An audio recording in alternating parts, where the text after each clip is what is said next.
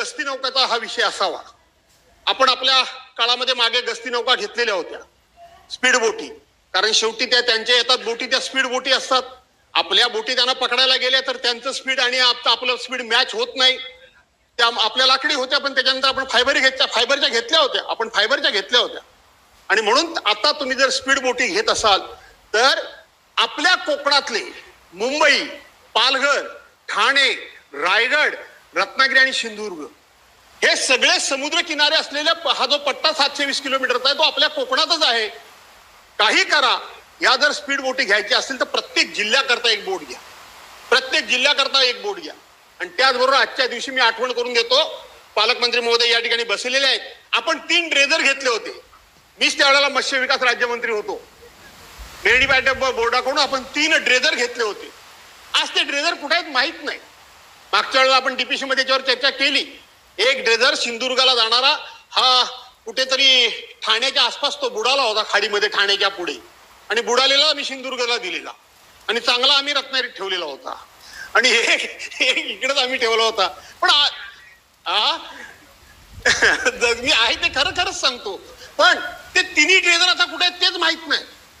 आणि ह्या ड्रेजरची गरज आहे, कारण दिवसागणिक कोकणामध्ये आपल्या खाडीमध्ये, आपल्या समुद्रामध्ये शेवटी त्या लाटांबरोबर खूप मोठ्या प्रमाणामध्ये वाळू ही किनाऱ्यावर येते. आणि किनाऱ्यावर आलेली वाळू आणि त्या ठिकाणी सँडबार तयार होत आहेत.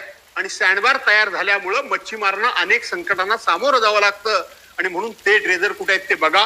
ते ड्रेजर जर कार्यान्वित करता आले तर करा, न पेक्षा नवीन ड्रेजर घ्या. काही हरकत नाही. थोडंसं माननीय मुख्यमंत्र्यांच्याकडे हट्ट करा.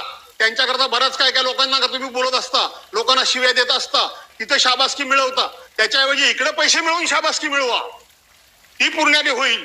तर बाहेर गेल्यानंतर मला शिव्या देतीलच, काय हरकत नाही. त्याने काय माझं वजन कमी होत नाही. नको बोलू यांच्याकडे बघून. अरे माझ्या समोर जी मुलं लहानाची मोठी झाली, विचारा त्यांना. आता ते काही मोठेच झाले एकदम, त्यामुळे तो भाग वेगळा. आणि मी तुम्हाला माहित आहे की मी अशी कधी कटुता विकास कामांच्या बाबतीत कोणाकडे कटुता ठेवत नाही, मी कधी चुकूनही ठेवत नाही. आणि म्हणून त्यांना मी सांगतोय की तुम्ही माननीय मुख्यमंत्री, एखादा चिमटा काढावा लागतो.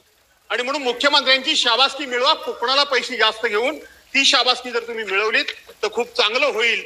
अशा प्रकारची मी सूचना या ठिकाणी करतो. आपण त्या ठिकाणी मासेमार संकट निवारण निधी हा आपण 56,17,000 फार मायनर 57,000 कोटीमध्ये नाम, कुठे 1000, कुठे 56,00,000. तुम्हाला मी एका ठिकाणी विनंती करतो की पूर्वी मच्छीमार जर अपघातानं वारला तर त्याला फक्त 50,000 रुपये मिळायचे. आपण तो वाढवून आता किती सध्या झालीत मला माहित नाही, पण त्या काळामध्ये आपण 2 लाखापर्यंत घेऊन गेलो होतो.